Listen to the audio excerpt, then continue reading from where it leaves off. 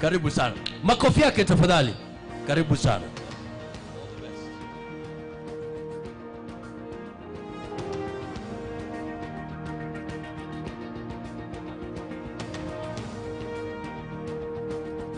Take it away, take it away. You're in charge now. 60 minutes. Once you start talking, the timer will be on.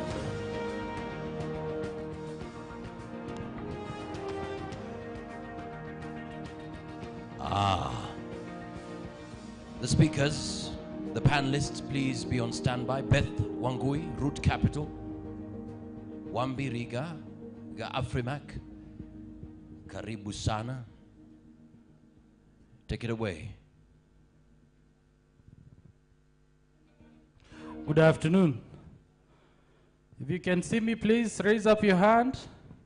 Was the food too much? Was it enough? Okay.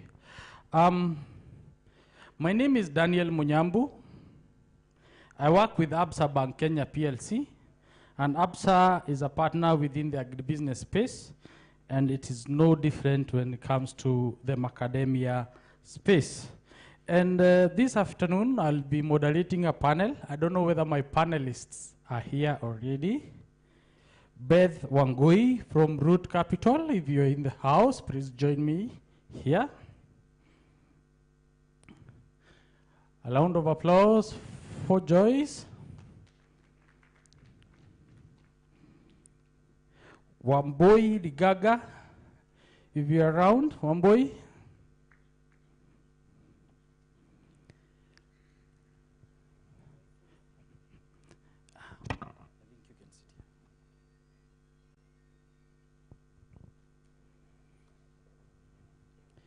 And our afternoon speaker, Dr. Hezron Mogaka. I don't know whether Dr. you in the room. Welcome.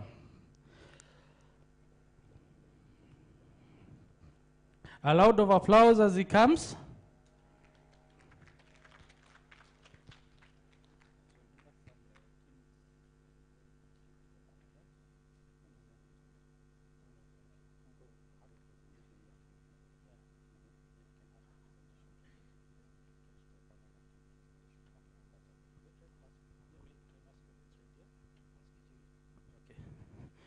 Thank you. Please confirm that the presentation by Dr. Hezron Mogaka is ready. So we'll have a very exciting afternoon. We'll hear first from Dr. On the topic for this afternoon, which then we shall discuss. And then I'll ask for participation from the audience to see whether the matters that we are conversing this afternoon are relevant and how we are participating. So can I get a confirmation that the presentation is ready? All right. So please put your hands together for Dr. Hezron Mogaka, who will give us the keynote speech for this side, and then we shall dovetail to our conversation. Karibu sana, Daktari.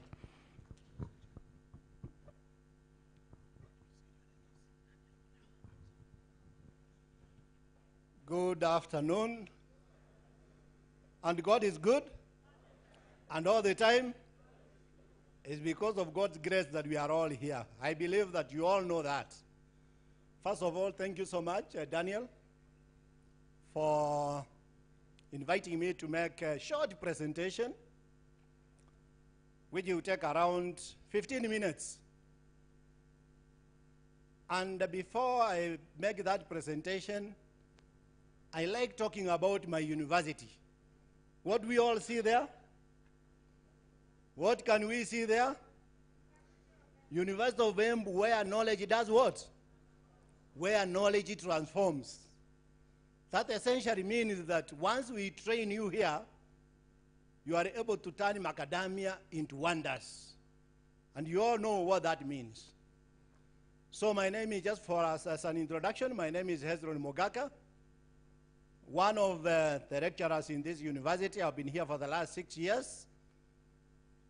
But before that, I've worked with the government, where I used to be a director in the Ministry of Environment and Mineral Resources, in charge of strategic initiatives and the projects. After that, I've worked for research institutions. I've worked with the NGO world. And I've also worked for the World Bank a bit, European Union, and also as an advisor to the South Sudan government for 2 years on climate change issues. And also once I was an advisor to the Prime Minister, Honorable Raila Amolo Odinga, for one year. So I am basically here to share my experiences in terms of what we are going to look at this afternoon. But this is the university where you need to invest. This is a university whereby you never hear about any marks lost. This is a university, if you come here to do your master's, we shall ensure that you complete it in 2 years. And this is a university, if you come for PhD, you have to finish it in 3 years. Otherwise, we start charging you penalty. So with that kind of introduction, let's go to the first slide. Then we can set the base for what we want to discuss this afternoon. Normally, handling any kind of session in the afternoon is not the easiest thing, but I hope we are not going to doze off. So we are going to focus on what we call as climate resilience and sustainability. We will unpack this topic in the context of macadamia as an important tree, and here we are talking about the macadamia farming. And the most important thing that we need to focus on is securing the future of macadamia farming in a changing climate. That is one thing that even when we live here, we have to understand that we are living within a rapidly varying and changing climatic conditions that we must manage. So next, my name is, as it is said there, Hezron Mugaka from the university. Let's go to the second slide. And this is whereby we want to say, what is the conclusion of what we are going to talk about today? The reason why I like starting with the conclusion is that even if the lights go off, at least you would have known the take-home message. Because we live in a world whereby because of climate change, we blame it on anything. Even when power is switched off, we say it's because of what? Because of climate change. So one thing that we need to understand here, that statement is about ourselves. We are key value chain players. Whether you are a consumer, whether you are a farmer, or whether you are a researcher, or a trader, or you are a planner, even spectators like me, I'm an important player within that important value chain. Therefore, the macadamia tree teaches us something quite profound. For those of you who have, and I'm sure you are all familiar with macadamia trees, one thing that it has, it grows slowly, beautifully, pole. But then patiently, and that patience is meant to give you the final value, and that is what brings you here. And it does not yield fruit in the first year, because inataka kwanza you develop the appetite for it. So that 1 year is just to show you and to test your patience also, and to see whether you are able to nurture it.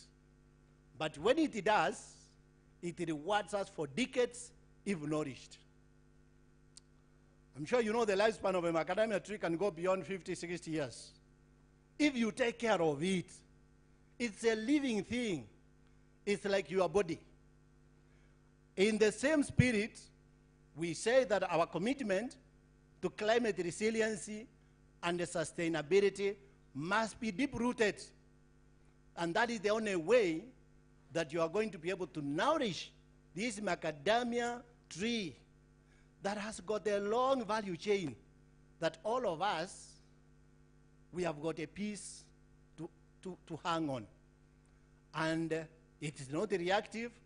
We need to be intentional. We need to be intergenerational. And it is irreversible. And therefore, my friends, what you are discussing about this season is something that is very important. But within that, we have got the elephant in the room, the big animal, which we are calling as climate change. Whether in Africa we like it or not, it will come. Let's get the second slide, please. So what we are going to look at is, I'll try to set the stage. Here we are looking at what is Kenya's billion macadamia industry. What will happen if there's no rainfall for 2 years? Do you know most of us will be out of employment? But there's something we must do. And what I can warn everybody, let us not focus on lamenting about climate change. For some of us, and some of you read the Bible, the Israelites, when they were in the desert, they lamented for how many years? For 40 years, a distance they could have covered in 7 days. And therefore, my friends, let us move away from lamentations. Let us accept that there is climate change, there is climate variability, and therefore what is required is action and not too much talking. So that's what we want to talk about, both in terms of climate reality. Then how do we build climate resilience, sustainability beyond the farm? And when we talk about beyond the farm here, we are talking about farmers, we need networks, we need the industry, we need to work along the entire value chain. Then closing call, that is a call for sustained action. Let's go to the second slide. The other thing that we need to also do is we shall try to put climate change into perspective, where we shall talk about climate variability or seasonal variability, climate change, resiliency. And the thing that you need to ask yourself, we are talking about climate change, we are talking about climate resilience. What is your individual role? What can you do to arrest this animal, which we are being told by scientists, that if it continues accelerating at the same rate, lives will be changed, lives will be lost. What is your individual action that you can do at your small level? Whether you're talking about the farm, whether you are a consumer, what are you supposed to do? Therefore, in your area of influence, and here we are talking about researchers, we are talking about whatever you do, how much is your carbon footprint? Are you the person who is a farmer and you are not conserving your water in your farm? Are you the person who is a livestock keeper and you are not using biogas? Because in that case, then you are contributing to climate change. Let's go to the next. Now, here is basically to say that in the Kenyan context, when we talk about climate change, there are two issues about temperature variation and also availability of water. Now, what happens in Kenya is that either there is not enough water or there is what? There is too much water. That is why you see somebody almost being swept away by floods today. Anasema serikali nisaidie.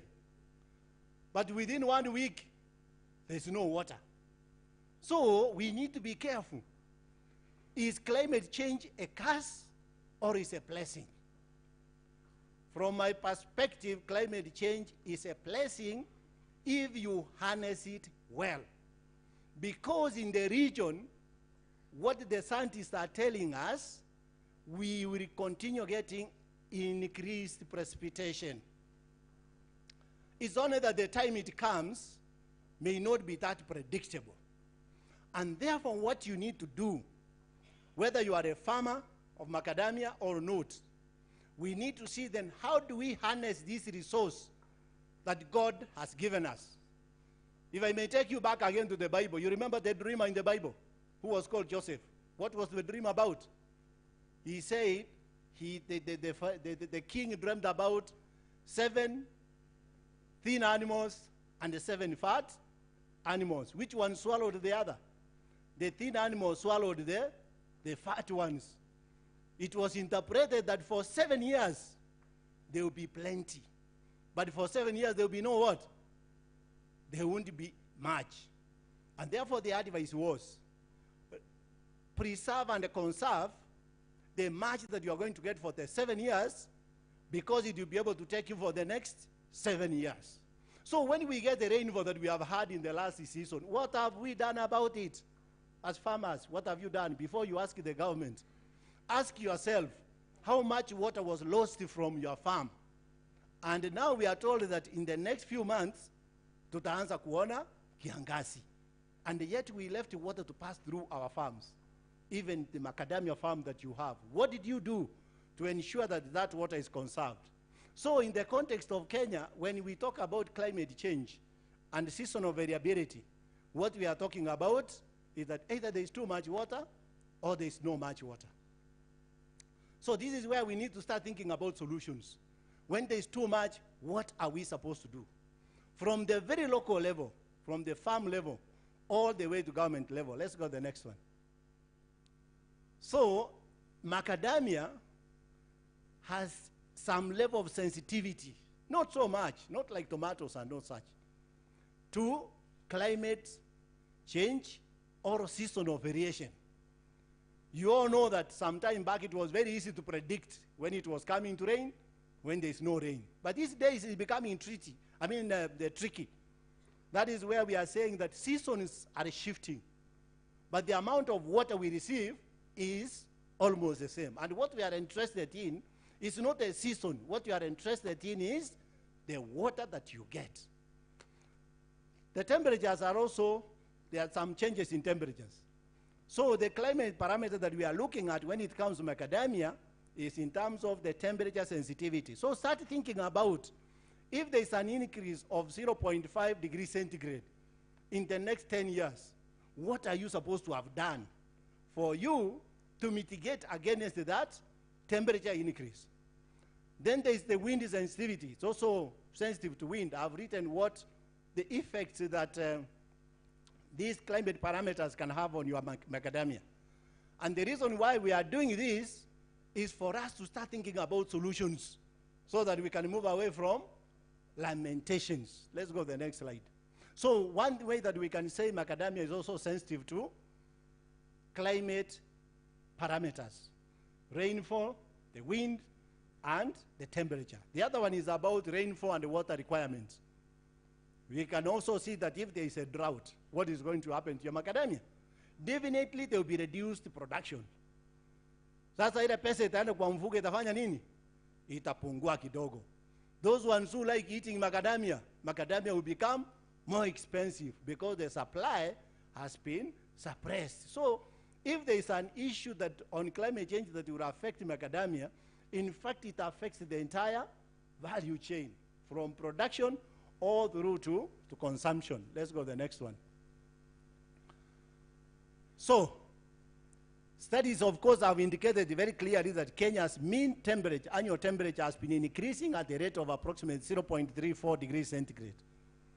There are some crops which are very sensitive. There are others which are not so sensitive. Macadamia is not that sensitive. But if it's exposed to this kind of variation on a longer term period, you will start seeing the reduction in terms of the yield. And then it is also recorded that the year 2024, which was last year, was officially the hottest on record in Kenya, with the maximum surface air temperatures rising from around 29 to 31. I know macadamia distribution is predominantly within the Afromontane environment. Hapa kwa Murima, that is where macadamia is, around the mountain. That's where it's grown. But remember, climate change has no respect for ecological or political or administrative boundaries. When it sweeps, it will sweep across.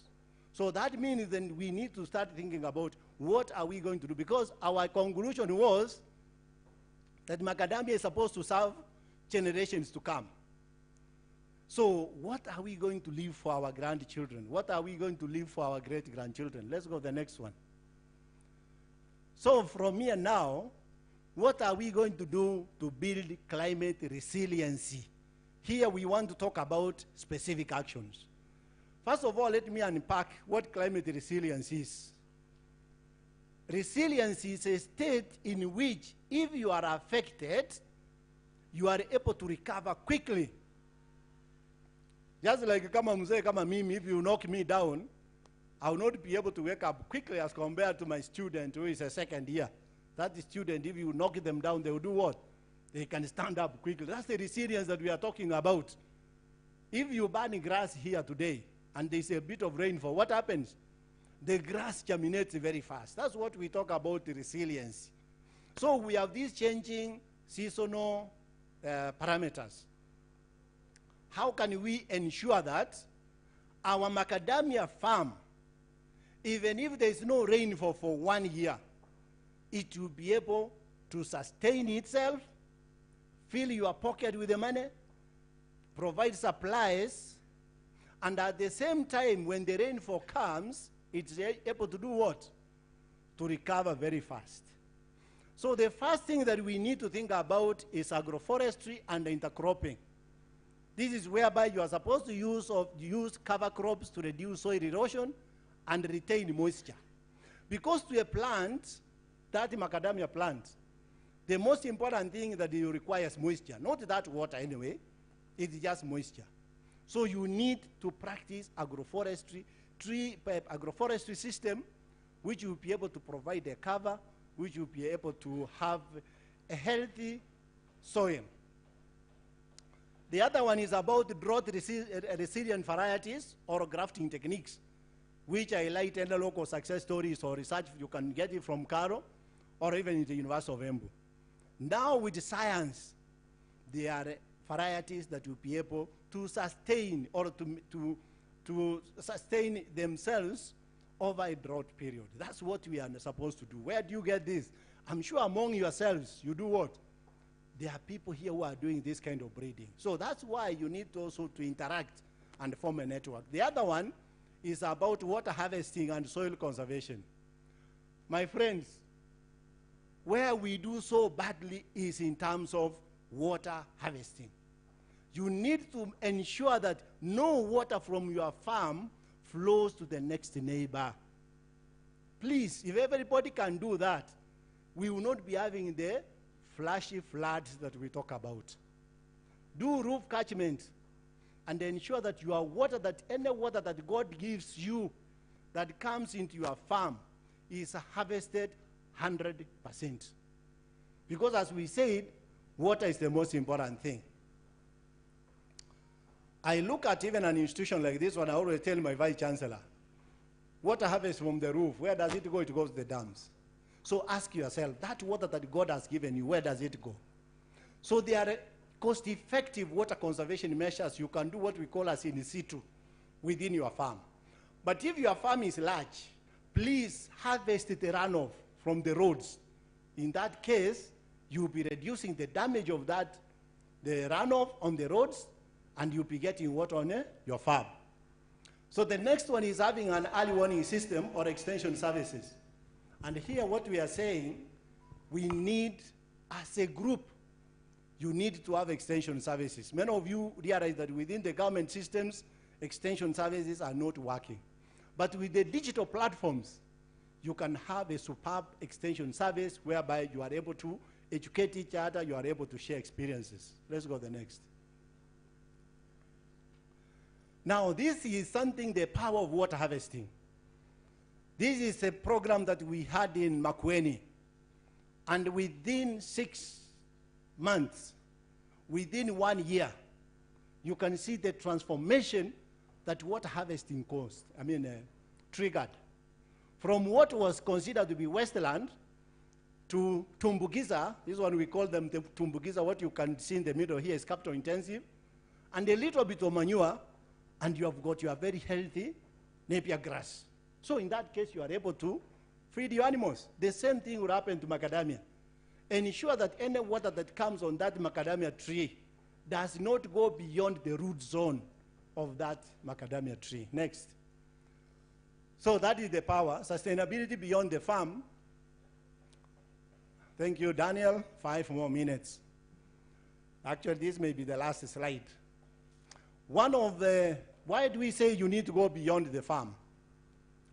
Because we are talking about working within the value chain. The farm is where the production takes place. And this is where there are the highest risks. Because the producers normally are faced with a lot of risks. That's why if you were to ask me about the business I want to start, I want to come and champion in the middle, whereby I don't get too many risks. Not at the end and not at the beginning. But not all of us can fit in the middle.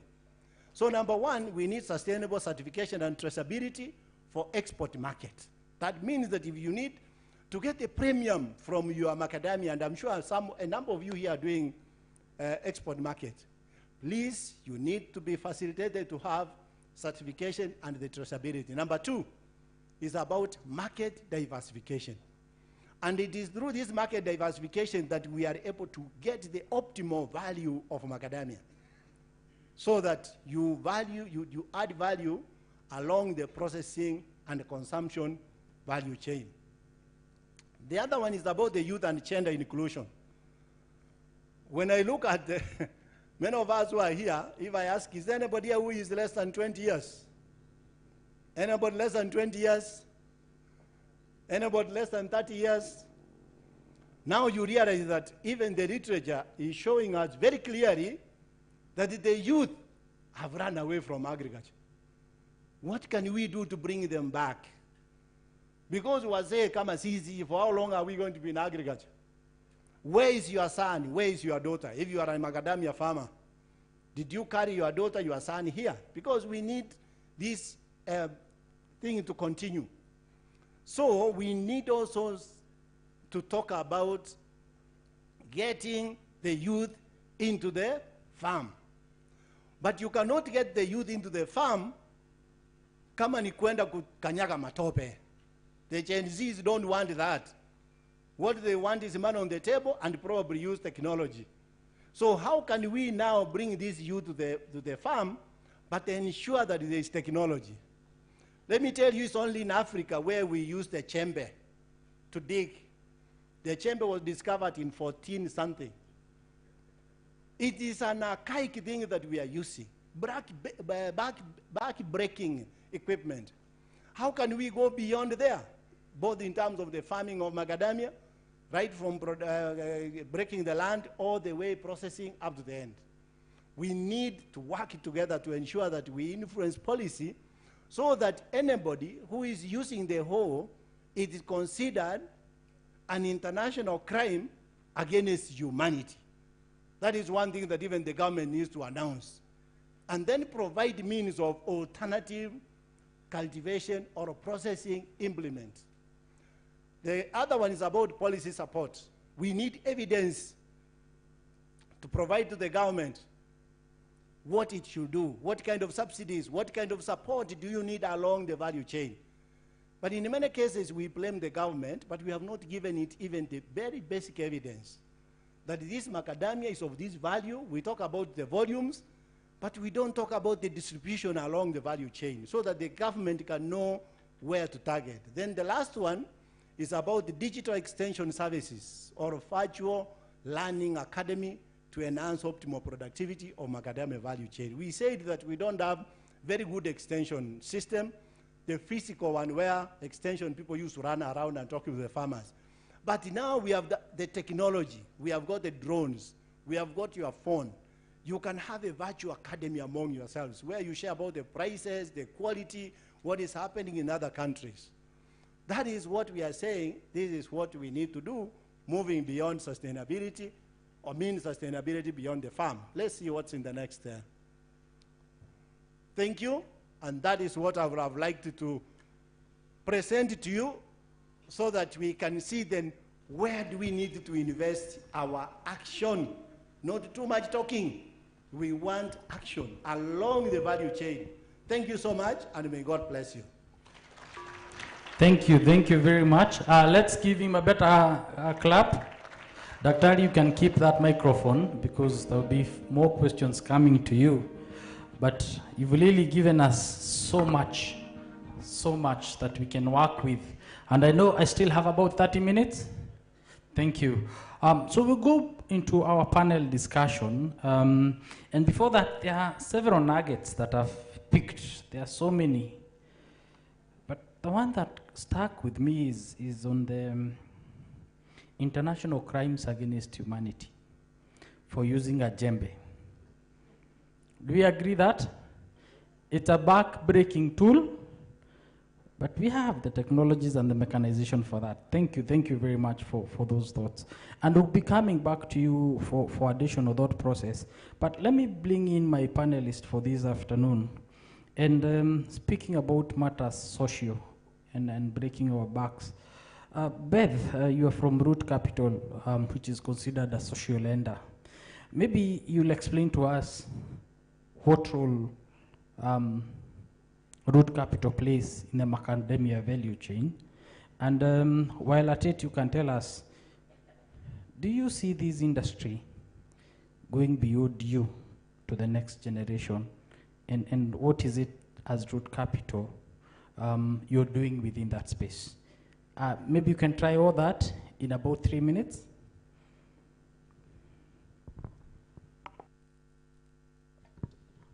Yes, I'll really try to be brief. Thank you very much. For today, allow me to just narrow down on what I'm doing on climate resilience in the macadamia value chain. One of the things that I'm doing, building up to what Dr. Hezron has spoken about, I am demystifying the role that each and everyone in the value chain needs to play. I like the fact that he has thrown the question at us, what is our individual role? Because my observation is that when climate resilience and sustainability is mentioned, in many cases people want to look at it as something that is really broad. Like, it's not my responsibility. It is the responsibility of the big organizations, it's the responsibility of corporations, but me as a farmer, me as an individual, I don't see what role I need to play. So one of the things we do is demystifying what is the farmer's role in this, and in many cases interpreting the research findings that our universities and research stations are finding now, so that in a way that the farmers can understand, and also the other players in the value chain up to the level of the processors. Kindly remind me the other one. Thanks for that. Maybe you was to tell us who is Root Capital. Thank you, but I asked not to delve into that for now. All right, thanks. So I'll come to... I've remembered. Sorry, there was a second question. Do you see this one going beyond me? I'm not sure whether it is me, my generation, or me, the current players. But let me take it as me, the generation that we have at the moment. Yes, it's actually a challenge that exists, and we have to deal with it every day. And one of the main challenges that's making this, the sustainability of the climate resilience work look like it has no future is the lack of information. So I actually appreciate that there are actors and players in the value chain that are coming to help us share this information with the younger generation and show them that actually they have a role that they can play, especially in the technology integration section. So with the integration of technology, there's a higher chance of this knowledge not ending with me and the generation that is currently there. There's some good chance of the information being carried forward to the young people, especially the Gen Zs, Gen Alphas, with a very good chance of success. Because I've observed that they also love technology a lot. We are kinda not sure about technology, but for them, they take to technology like fish to water. So that is the strength that we should harness for them to help us carry this climate resilience information beyond their time of being around. Yeah, good one. They take technology like fish in the water. Remind me of somewhere I was reading. Yes. That if the chameleon wants to survive a burning bush, it must abandon the walking style of its ancestors. Is there time for us to abandon our walking styles on climate resilience? But maybe that's a question I'll pose to somebody else. Good question. Coming to you, tell us more about your journey of resilience and sustainability, and tell us your name and where you work. Okay, thank you for that question. My name is Wamboire Gaga. I work in Afrimac Nut Company, an agro-processor dealing in macadamia for export and macadamia oil for export and local consumption. It has been quite a journey when we talk about climate resilience and sustainability. This is an issue that we have become intentional in tackling, because we have realized that it is affecting our business, leave alone even the farmer side of business, our business as agro-processors.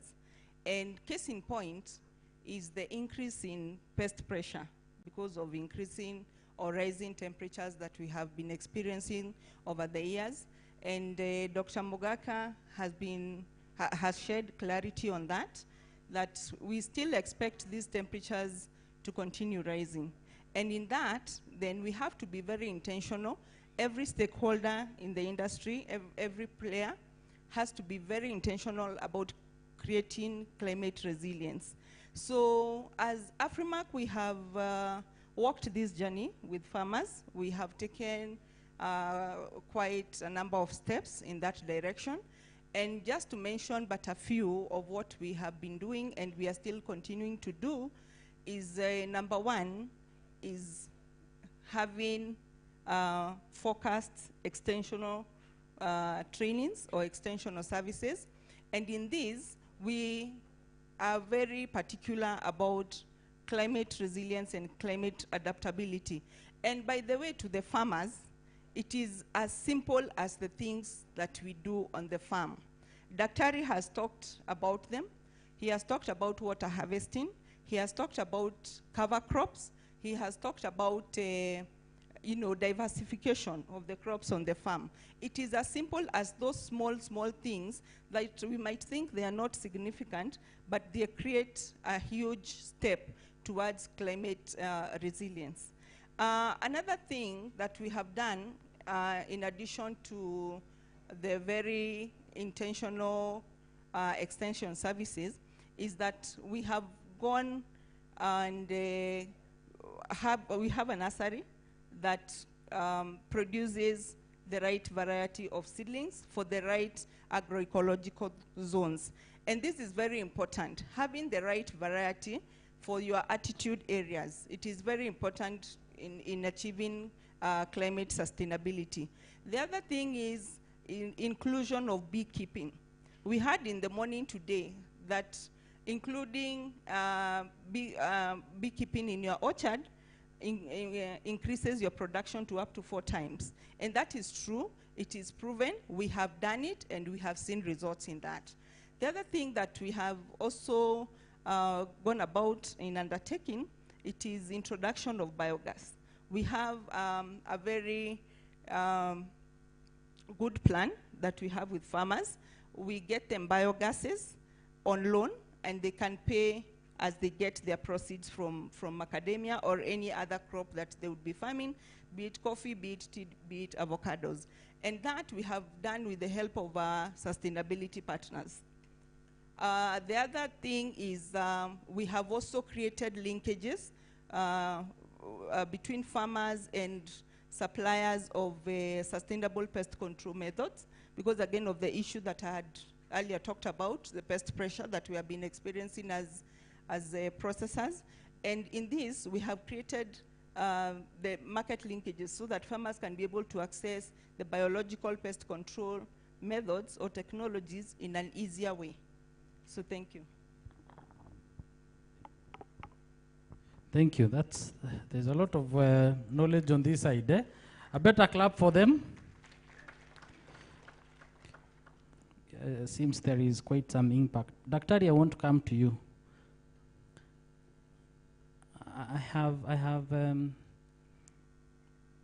quarter piece of land not very far from here.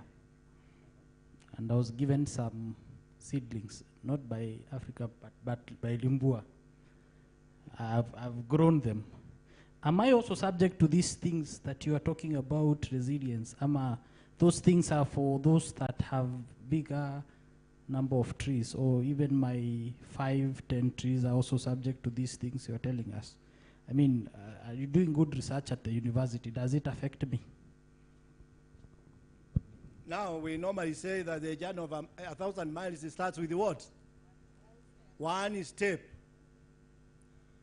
And when you have got a quarter piece of land, your neighbor has got a quarter piece of land, and your other neighbor has got a quarter piece of land. Like if you come from where I come from in Kishi, there is no much land. That is the kind of land that we hold, all of us. Now, suppose you neglect your quarter piece of land, and your next neighbor does that the same thing, that a quarter will not get much, let me neglect. What will happen? The entire landscape will be done what? Will be degraded. What is most important with the technology It's not the size of land that you have that matters. It is how you exploit that land using the current technology for you to get the maximum. Therefore, what is required for you to have a climate resilient macadamia farms is that all the pockets of macadamia farms, whether they are on 1 acre, a quarter an acre, they must put into place climate smart interventions. That is what is going to enhance resiliency. That's what I would like to say. So that you create a network of climate smart macadamia farms. Thank you. So I'm also affected. You are affected and you play a bigger role than somebody who has got 10 acres. Thank you. I want to come back to Afrimac for a minute. You spoke about many things, and one I want us to think about it from a resilience perspective is traceability. Yeah, my quarter acre macadamia will still find its way in Europe, in US, and in any market. How can we use traceability and certifications to drive the sustainability and resilience agenda? Thank you for that. The use of technology comes in a huge way. And actually, there are technologies that are already in place that we can be able to map the climate resilience of individual farmers, such that you can be able to see for example, the climate resilience of Embu County farmers on a dashboard. And with that, then we can be able to apply the technologies that we are talking about, the simple things like mulching and everything, to be able to produce crops that can get into the market. Having done that, then again, you have to apply technology to trace or be able to identify which farm did that crop come from, how was it produced, and how did it end up getting to the market. So yes, I would say that the use of technology comes in a huge way. And it is important. And it is important. Okay. Coming to Beth, out of those two conversations, what areas would you advise the audience that are intervention areas from the works that you've seen that we should start focusing on? And while she's preparing to answer that, I don't know whether I have an extra microphone. I would want to field 2 questions from the floor, if there are any burning questions. So get ready to ask a burning question to the panelists. I already have one hand here. And in the spirit of gender, if I see a lady's hand, I'll give it. In the absence of it, I'll give to the gentleman behind that. But before that, take it away. Thank you. So of the 2 conversations, let me drill down a bit on Dr. Mogaka's response to the question that you asked. I have my half an acre of macadamia, so am I, number 1, exposed to these effects of climate change? And number 2, is there anything I can do about it? So Dr. Ari has addressed the first place, that yes, you are exposed. And the same thing that would have happened to the same farmer that has a big farm, they would happen to you. In this case, you're disadvantaged because you have a less, I would call it less chances of bouncing back or waking up if you're hit, as compared to the farmer who has a big farm. Let me add on and say that is where now climate resilience advisory on the ground comes in. So we look at what is applicable to the farmer that we are addressing at that time. Is it a large-scale farmer? Is it a small-scale farmer? If it is a large-scale farmer, all the interventions that Dr. Ari spoke about, they apply, but at different level. For example, maybe a large-scale farmer would be able to adopt technology quickly, so they can be able to monitor their big farm and be able to respond to these changes or prepare for them very fast, while it may take longer or it may require better preparation for the smallholder farmers. So in our advisory, what we do, we customize the available things that the farmer can do or we call them adaptation methods, to the situation on the ground. I like that Afrimac mentioned some of the adaptation strategies they're using, that is setting up beehives, setting up resilience nursery for propagation of planting materials. So those are two examples that are applicable even to that farmer who has a half an acre of land. They can still keep 1, 2, 3 beehives depending on how much flowers are around the farm and how well, they integrate with the neighbor so they don't cause trouble. And they can easily also adopt the other practices like mulching, water harvesting, and they can also apply the good agricultural practices that matters to their small particular land. So the size of the farm does not matter. We are equally exposed to the effects of climate change.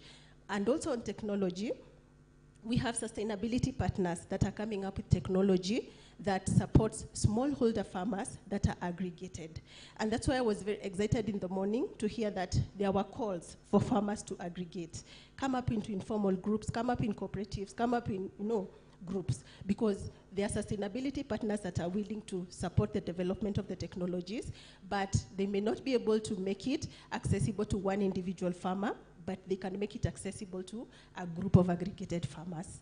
So there is hope in that area. So together we are stronger. Kabisa. Together we are stronger. It's not every other time Serikali's idea. You have the microphone. Yeah. And as you get to the microphone, please tell us your name and what role you're also playing in climate resilience. As you ask the question, we also ask you one.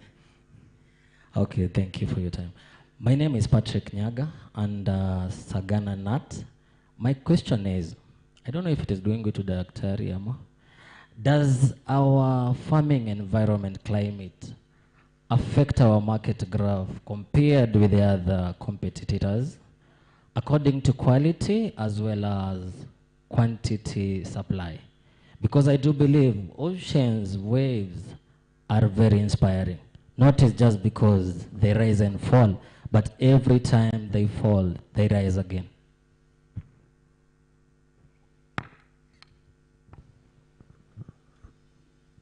Sorry? Does our farming environment climate affect our market graph compared with other competitors according to quality as well as quantity supply?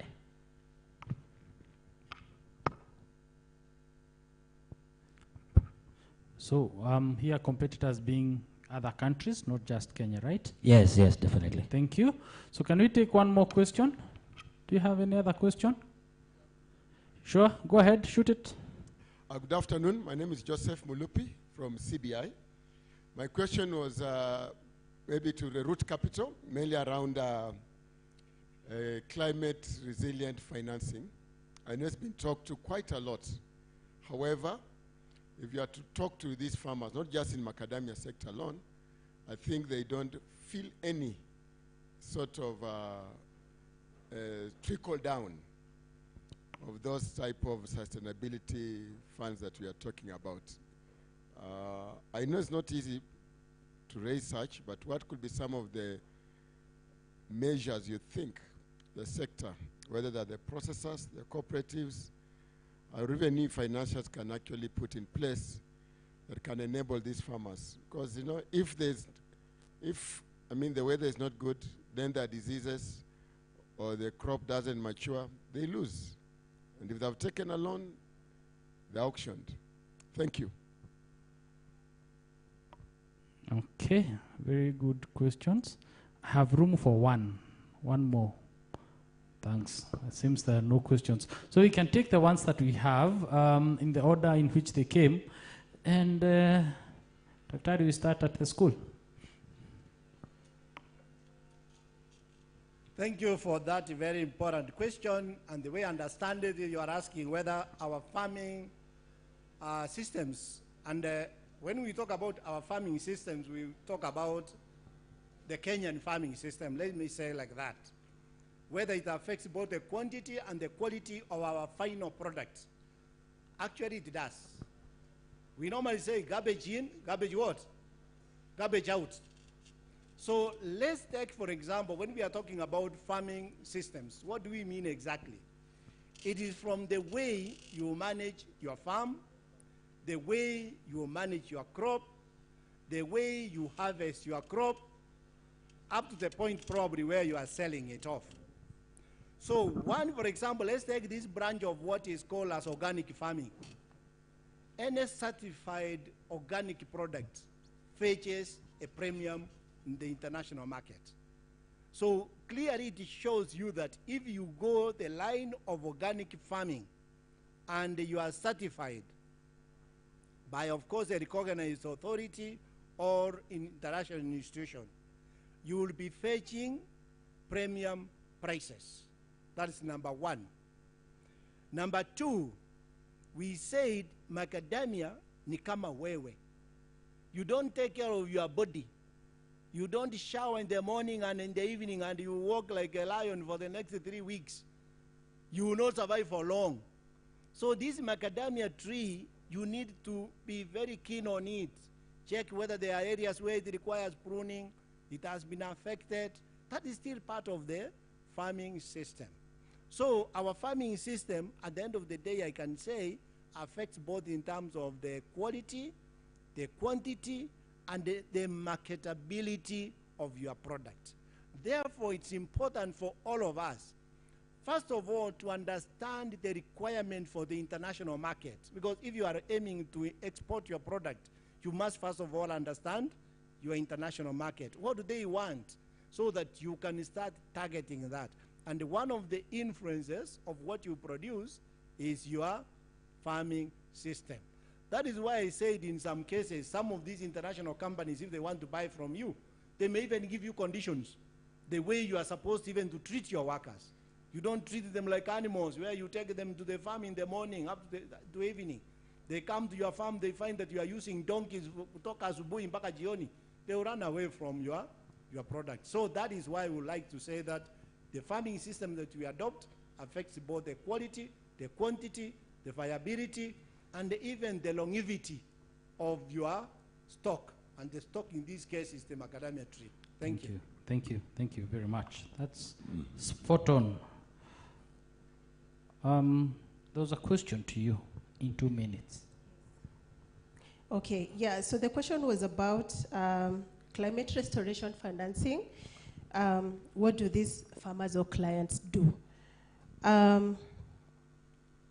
Well, let me begin by saying that investing in climate resilience requires finances. That one I agree. And I encourage clients to look at it like a journey. It's not a destination, it is a journey.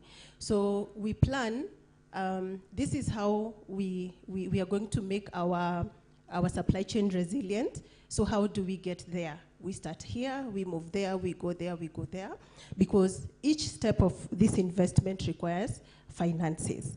Then from the planning, now the client can decide what works for them in the immediate. For example, Afrimac mentioned that they're giving targeted extension services. And this, I believe, came from them having a climate resilience assessment done, and they realized that one of the areas that they could support their farmers to become better in terms of climate resilience is by giving the targeted extension services. So I think that's always a good place for a client to start.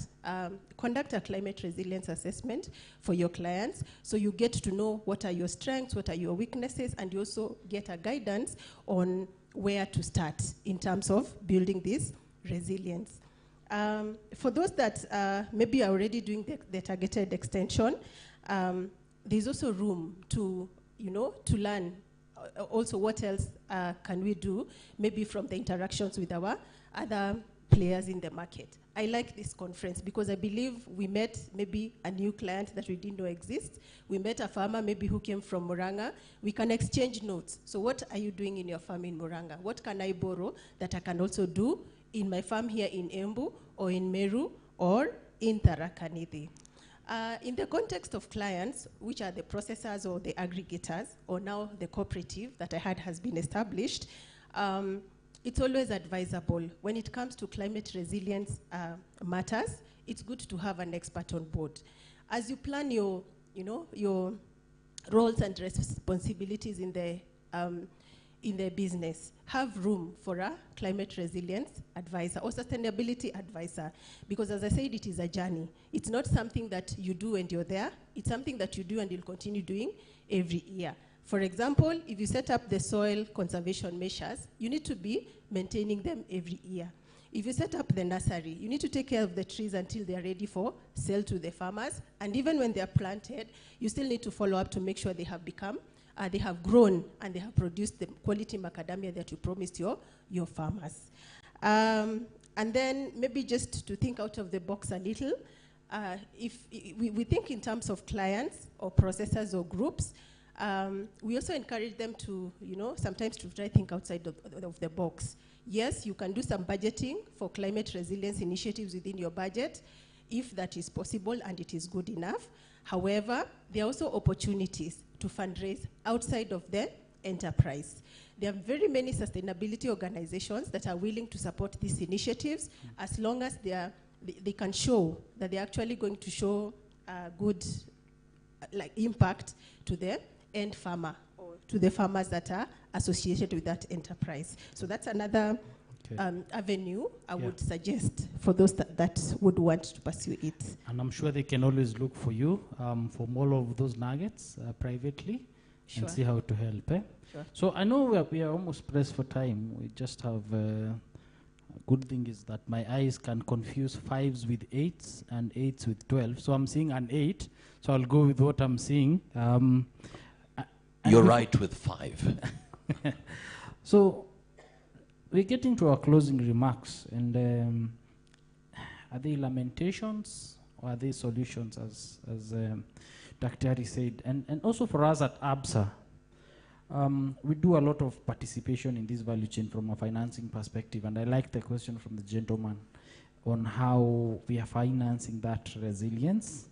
And in addition to having a commercial license to lend, we've recently gotten a foundation to be able to participate in more of impact and social things that we've not been able to do. And one of our pillars there is natural resource management that encompasses everything to do with resilience. And within that, crop trees are a focus area for us, and hence macadamia becomes part of the conversation that we have. I encourage you to visit any of our branches. I can see my branch manager here. Actually, you can stand up and wave. Her name is Victoria. She is in charge, short as she looks. She's a big boss at our branch at Embu, and I know she invites all of you to visit her and the tent here and the team here to see what we are doing as a bank to support the value chain. So as I take the closing remarks, and I'll take from the closest here, as you give me your parting shots and your clarion call, I only have one question for you. Is the regulatory environment enabling us, or is it playing catch-up when it comes to resilience? And then you can give us your closing remarks. Thank you. To put it simply, I would say they are playing catch-up. And we need to have more collaboration and bring them on board on what we are doing and see what part they can play in creating resilience for everybody.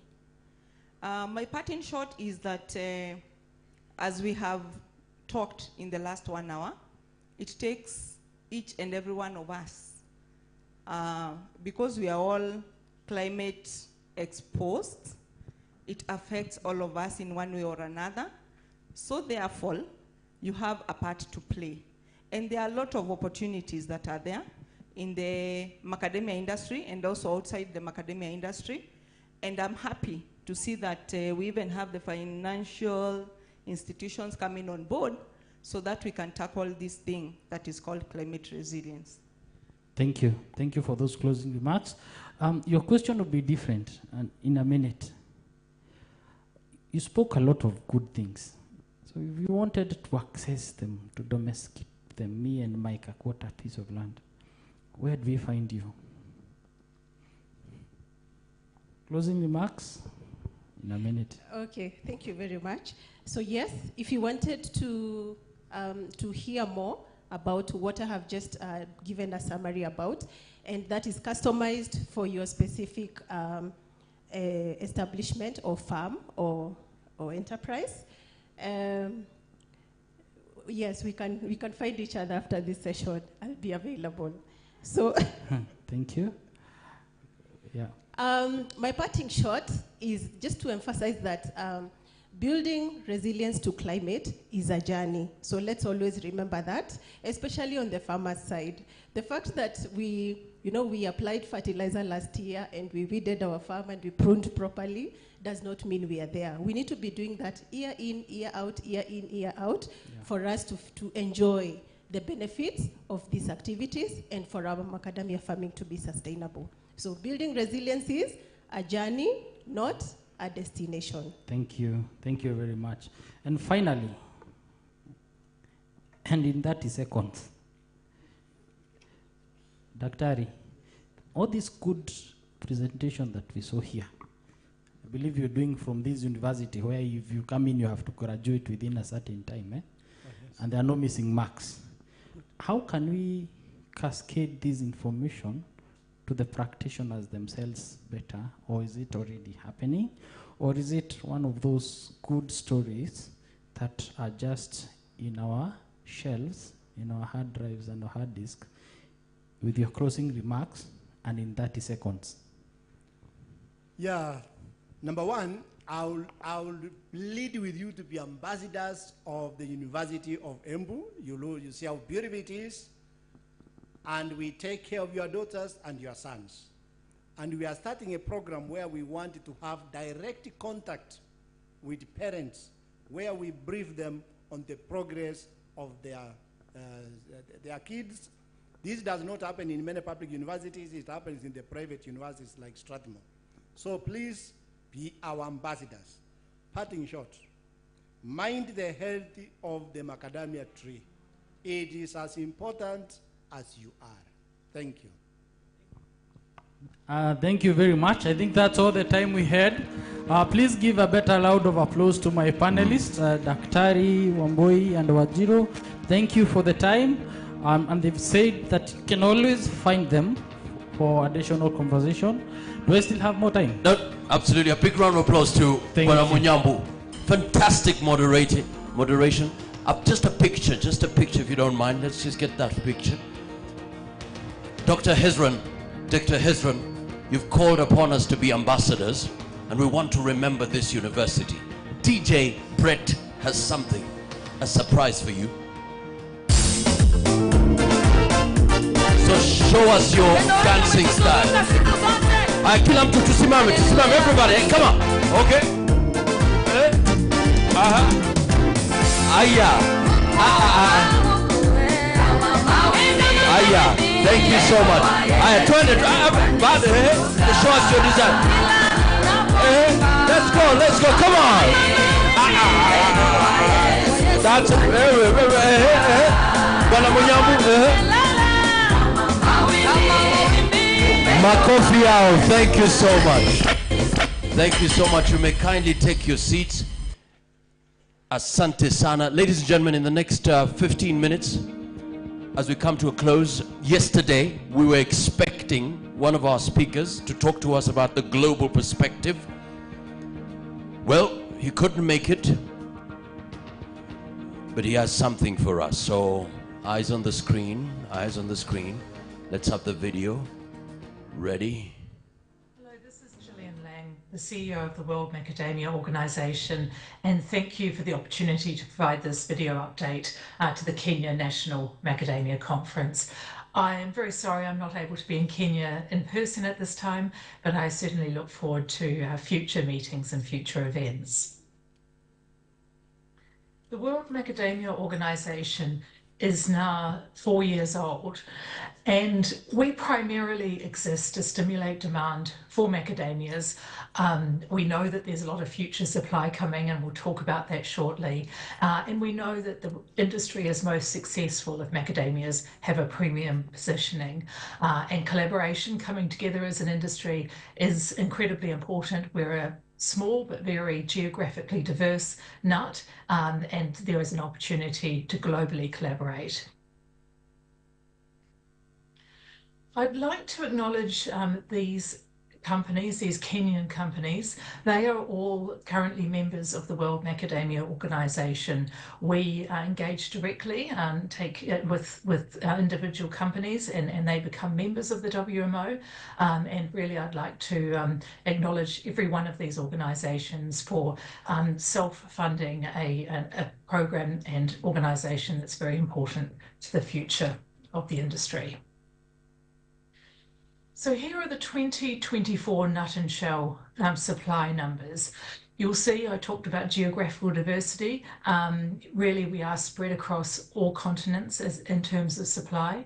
And Kenya is, at the moment, the number 4 supplier of macadamias at 14% of the global supply. The largest currently, and probably into the near future, is South Africa at 27% of global supply. But really, we need to come together and collaborate as an industry. We're not like almonds, where 80% of almonds are grown in California.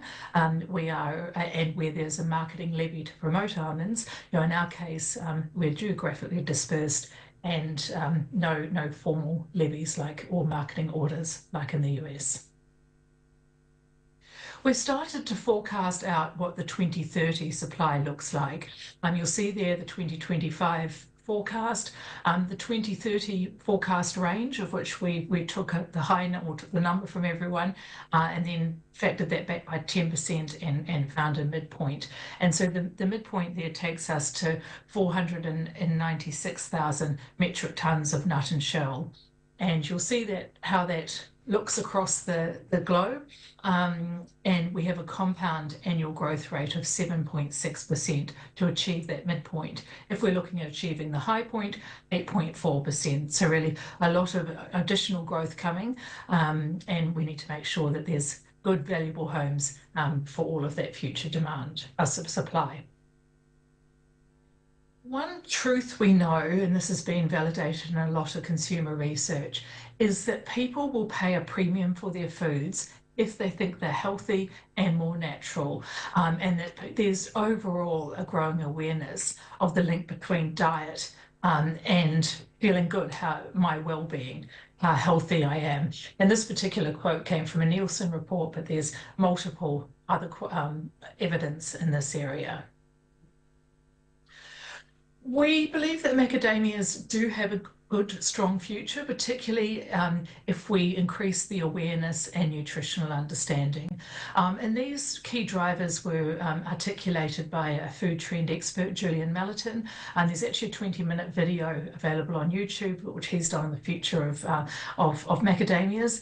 And he thinks that the key trends that we're aligned to, which are good, are about being naturally functional, food that behaves as it should, the increase in social media and how people are seeking health information from there. In terms of fat, fat used to be terrible. Now this concept of good fat is present and increasing in people's understanding. And there is a link between what happens in your mind and your mood and the foods you eat, and we're well aligned, particularly from the good fats and other features in that space. Macadamia oil has seen an increase in both production and demand in the last couple of years, but there is a very good reasons for that to be strong, particularly with the ratio of omega-6 to 3. More fats and fewer carbs.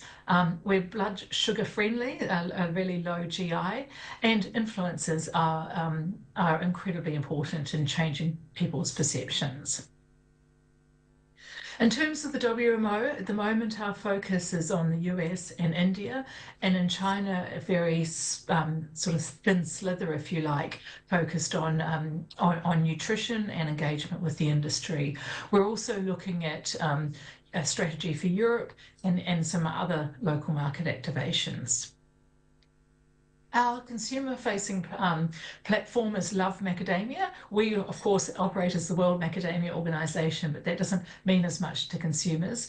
So Love Macadamia is how we show up to consumers out there. This is some of our India activity. we're India is a huge nut market, very, very small macadamia market. So we're doing a fully integrated campaign, PR, social media, consumer events, dietitians, trade, making sure that when you know about it, that you can find it, and partnering with local brands. We also recently held a tour to India with, there was about 18 people from the industry who joined that, and it was a really great example to see the opportunity for macadamias firsthand in India.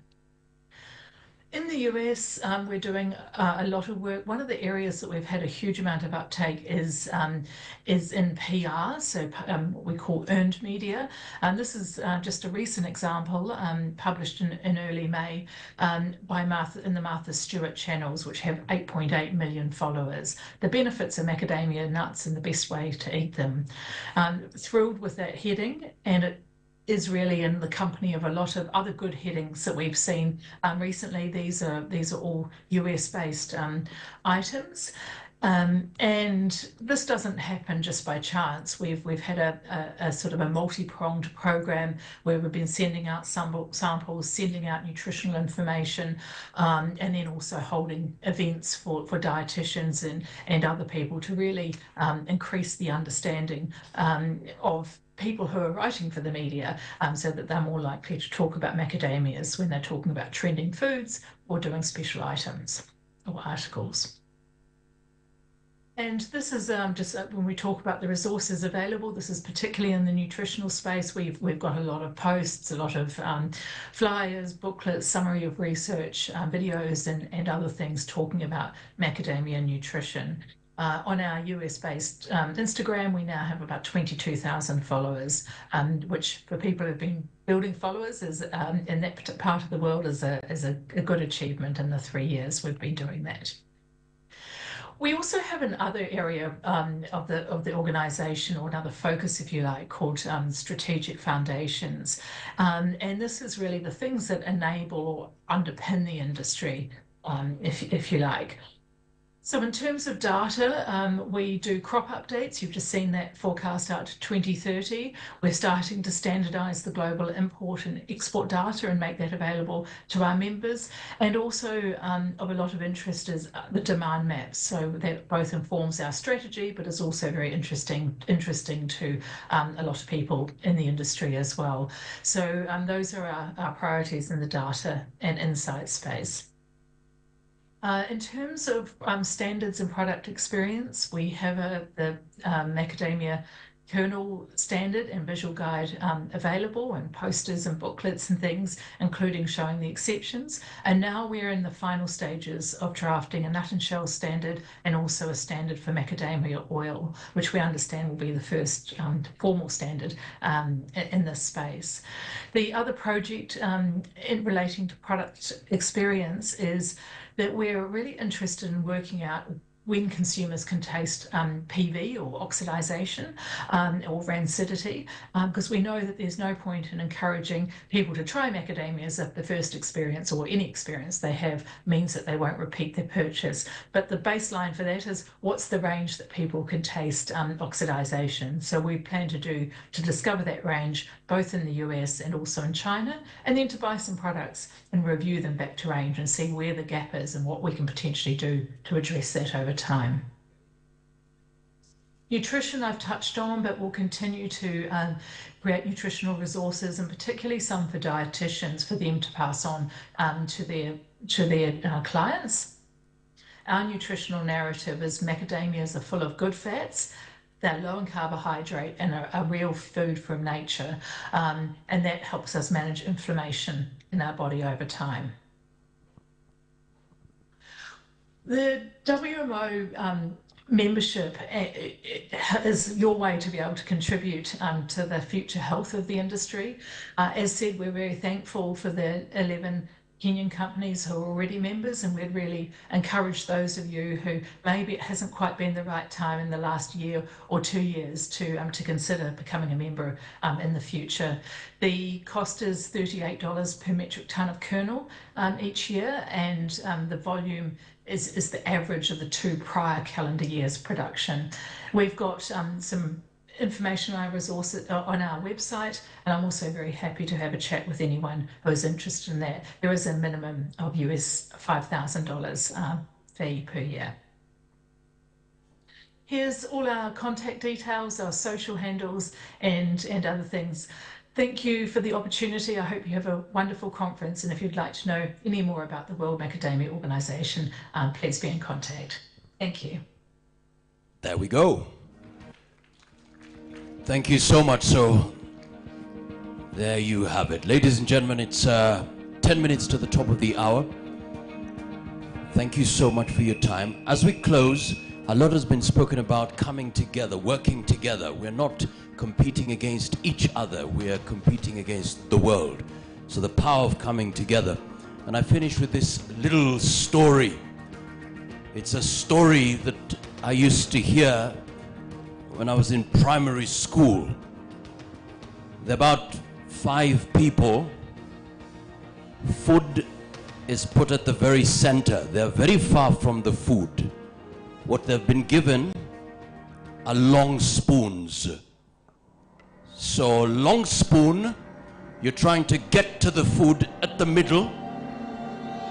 But once you get the food, you can't feed yourself. So what happens? You see the other farmer, you fight them, you beat them up because you see them getting it before you get it. Who will ever eat until one of them discovers something? Hey, if I use my long spoon to feed the other farmer, guess what? I'll get fed, and the others will also be fed through my spoon. That's the spirit, ladies and gentlemen. Let's feed each other, and AFA is here to make that happen. Asanteni sana, thank you so much for coming. Tomorrow is a holiday, so we want to close in good time. So we start in good time. We start 8 a.m., close 1 p.m. Asanteni sana, God bless you. All the best. Asante sana. Tea served outside. Connect, connect, connect, connect, connect. Asanteni sana.